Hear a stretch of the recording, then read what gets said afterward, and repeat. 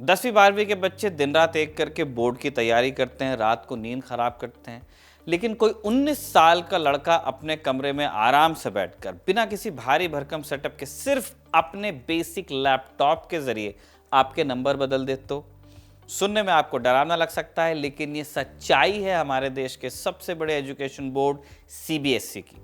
एक ऐसी वेबसाइट जिस पर 20 लाख से ज्यादा बच्चों का भविष्य टिका था, उसकी सिक्योरिटी इतनी खोखली थी कि कोई भी बाहरी इंसान किसी भी छात्र का रिजल्ट देख सकता था और चाहता तो उसे बदल भी सकता था।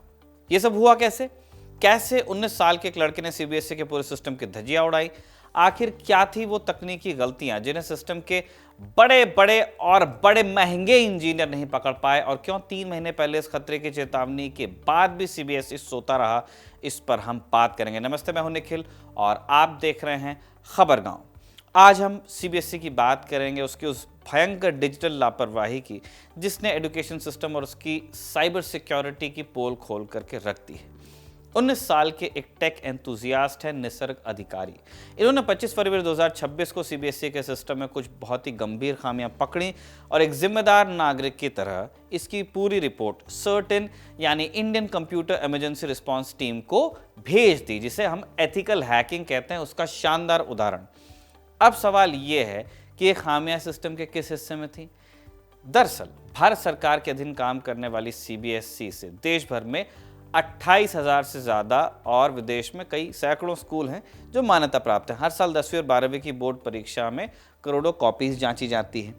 इस काम को इजी बनाने के लिए सीबीएसई ने हाल ही में 12th की परीक्षाओं के लिए ऑन स्क्रीन मार्किंग यानी ओएसएम सिस्टम शुरू किया था। इस सिस्टम में क्या होता है कि जो टीचर्स होते हैं उनको फिजिकल कॉपी चेक करने के बजाय एक ऑनलाइन पोर्टल पर लॉगिन करना होता है, जहां उन्हें स्कैन कॉपीज दिखती हैं और उसको देख करके वो मार्क्स देते हैं। जाहिर है, जब हजारों शिक्षक इस पोर्टल का इस्तेमाल करेंगे और उसमें बच्चों का इतना सेंसिटिव डेटा हो, उनके मार्क्स, उनका फ्यूचर है, तो सुरक्षा बढ़िया होनी चाहिए। जो जानकारी मिल रही है उसके मुताबिक ये on screen marking platform Coempt Edutech private limited ने तैयार किया, और मजे की बात यह है कि यही प्लेटफॉर्म कई और बोर्ड्स और संस्थान भी इस्तेमाल करते हैं। निसर्ग ने इसी ओएसएम पोर्टल में ऐसी कमियां खोजी जिनके जरिए कोई भी एग्जामिनर का अकाउंट पूरी तरह हैक कर सकता था, यानी कोई भी हैकर बच्चों के नंबर के साथ छेड़खानी कर सकता था और पूरे मार्किंग प्रोसेस को ही अस्त व्यस्त कर सकता था। अब सोचिए, जब इस तरह की जानकारी मिले तो सीबीएसई को करना क्या चाहिए था? सम्मान करना चाहिए था निसर्ग का, इन्हें थैंक यू बोलना चाहिए था और अपना घर ठीक कर लेना चाहिए था। लेकिन उन्होंने किया क्या? बताया गया कि सीबीएसई ने सिर्फ एक छोटी सी एरर को 3 दिन में ठीक किया और बाकी जो सारी बड़ी चेतावनियां थी निसर्ग की, उनको ठंडे बस्ते में डाल दिया। जब ये पूरा मामला निसर्ग के ब्लॉग के जरिए इंटरनेट पर वायरल हुआ और पानी सिर के ऊपर गया, तब जाकर सीबीएसई की नींद टूटी और हड़बड़ी में पूरी वेबसाइट ही डाउन हो गई। निसर्ग ने सब कैसे किया, इसका पूरा टेक्निकल प्रोसेस उन्होंने अपने ब्लॉग में बड़ी बारीकी से समझाया है। हम उसी को कोट कर रहे हैं। अब इसे समझने के लिए आप जान लीजिए कि किसी वेबसाइट के 2 हिस्से होते हैं। पहला होता है फ्रंट एंड, यानी वो जो हम सबको स्क्रीन पर दिखता है। आप YouTube का फ्रंट एंड देख रहे हैं जिस पर आप ये वीडियो देख रहे हैं। दूसरा है बैक एंड, वो गोदाम या कंट्रोल रूम जो पर्दे के पीछे काम करता है। वहां से डेटा इनपुट होता है जो हमको दिखता है। सीबीएसई की वेबसाइट का ये बैक एंड जावा नाम की कोडिंग लैंग्वेज पर बना है। निसर्ग ने जब इस बैकएंड सिस्टम को खंगाला तो उन्हें वहां ऐसी ऐसी गलतियां मिली जो कोडिंग की दुनिया में बेसिक और बचकानी मानी जाती हैं, जो कॉलेज स्टूडेंट्स भी नहीं करते। अब निसर्ग ने कुल 5 ऐसी भयंकर कमियां खोजी जिन्होंने पूरे सिस्टम को एक ओपन डोर में तब्दील कर दिया था, जिसे कोई भी खोल सकता था। 5 खामियों को एक एक कर आसान भाषा में समझते हैं। सबसे पहली और सबसे बड़ी गलती थी मास्टर पासवर्ड का हार्ड कोड होना। कोडिंग की दुनिया में हार्ड कोडिंग का मतलब होता है किसी भी संवेदनशील जानकारी को सीधे प्रोग्राम के कोड में लिखना। इसको आप ऐसे समझ लीजिए कि आपने अपने घर के दरवाजे पर दुनिया का सबसे महंगा ताला तो लगाया, लेकिन उसका पासवर्ड, वो जो घुमा घुमा के बनता है, एक पर्ची पर लिखकर उसी ताले के ऊपर चिपका दिया। क्या मतलब है? जावा कोडिंग में किसी भी पासवर्ड को इस तरह कोड के अंदर सीधे टेक्स्ट में लिख देना एक बहुत बड़ा ब्लंडर होता है, क्योंकि कोई भी इंसान जो उस कोड को एक्सेस कर सकता है पासवर्ड साफ साफ खोज लेगा। पासवर्ड को हमेशा एक छिपी हुई और सुरक्षित जगह पर रखा जाता है। लेकिन सीबीएसई के इंजीनियर्स ने, या जिसको उन्होंने कंसल्ट किया, जिस एजेंसी को जिसने बना के दिया, उसने पासवर्ड कोड में ही छोड़ दिया। निसर्ग ने बस वो कोड पढ़ा और उन्हें सिस्टम का मास्टर पासवर्ड मिल गया। इस एक पासवर्ड के मिलते ही उनके लिए एक बड़ा डोर खुल गया। दूसरी बड़ी खामी थी ओटीपी और टू फैक्टर ऑथेंटिकेशन को बाईपास करना। आपने कई बार पेमेंट्स वगैरह में देखा ही होगा, कहीं भी आप लॉगिन करते हैं किसी से आधार वगैरह में, तो फ़ोन पर एक ओटीपी आता है, नहीं? फिर आप उसको डालते हैं और उसके बाद फिर मामला आगे बढ़ता है। सीबीएसई की वेबसाइट में भी ये सिस्टम था ओटीपी वाला, लेकिन वेबसाइट के एप्लीकेशन प्रोग्रामिंग इंटरफेस यानी एपीआई, जो फ्रंट एंड से बैक एंड तक जानकारी ले जाता है, उसमें एक बहुत बड़ी चूक थी। हो ये रहा था कि जब भी आप ओटीपी डालते हैं तो सर्वर का काम होता है ये चेक करना कि क्या ये वो ओटीपी है जो मैंने भेजा था इसे। लेकिन यहां सर्वर चेक नहीं कर रहा था कि ओटीपी सही है या गलत। सिस्टम का कोड कुछ इस तरह लिख दिया गया था कि सिर्फ यही पूछता था कि क्या यूजर ने ओटीपी वाले स्टेप को पूरा किया।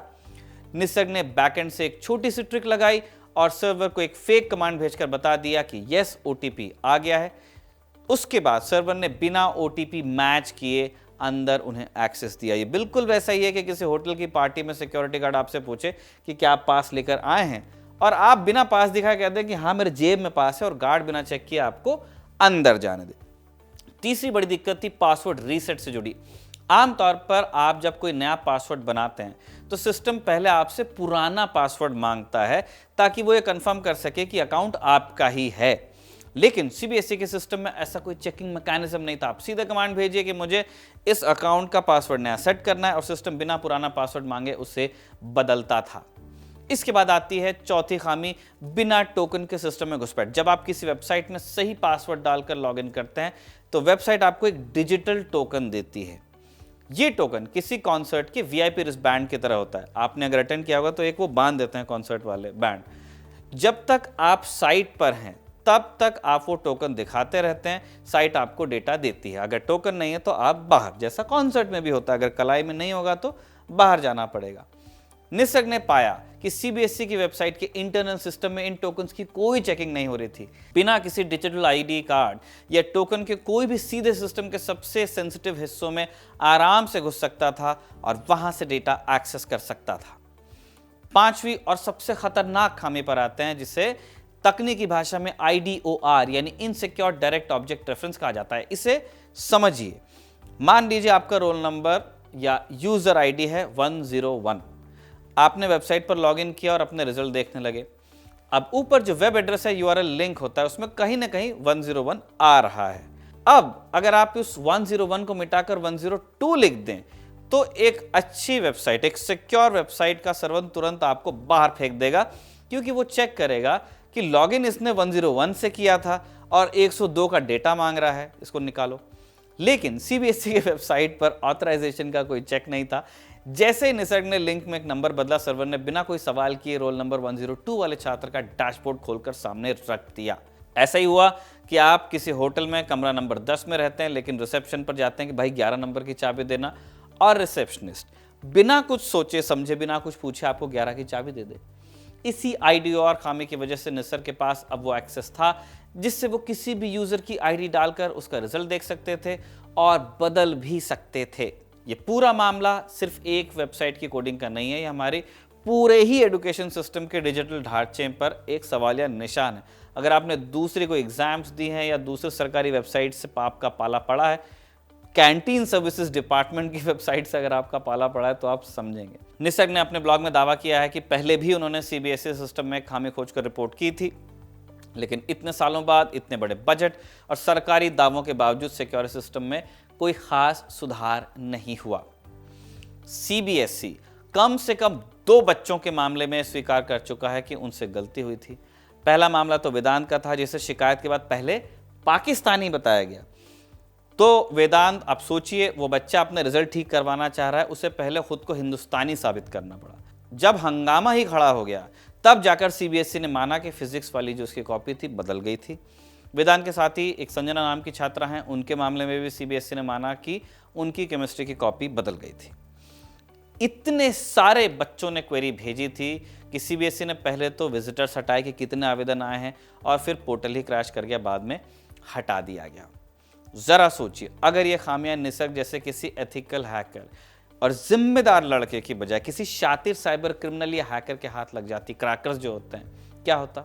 वो इस पूरे डेटाबेस को डार्क वेब पर लाखों डॉलर्स में बेचते, रिजल्ट्स ऊपर नीचे करते, और ऐसे माता पिता भी उनको मिल जाते कि भैया पैसे लेके इनकी मार्कशीट हमारी बढ़ा दो। इस पूरी घटना पर आपकी क्या राय है, आप कमेंट बॉक्स में लिख के ज़रूर बताइएगा। निसर्ग ने जो अपने ब्लॉग पे जानकारी दी थी उससे इस आलेख में बदला है हमारे साथी मयंक ने, और आनंद ने इस वीडियो को रिकॉर्ड किया है। आप देखते रहिए खबरगांव।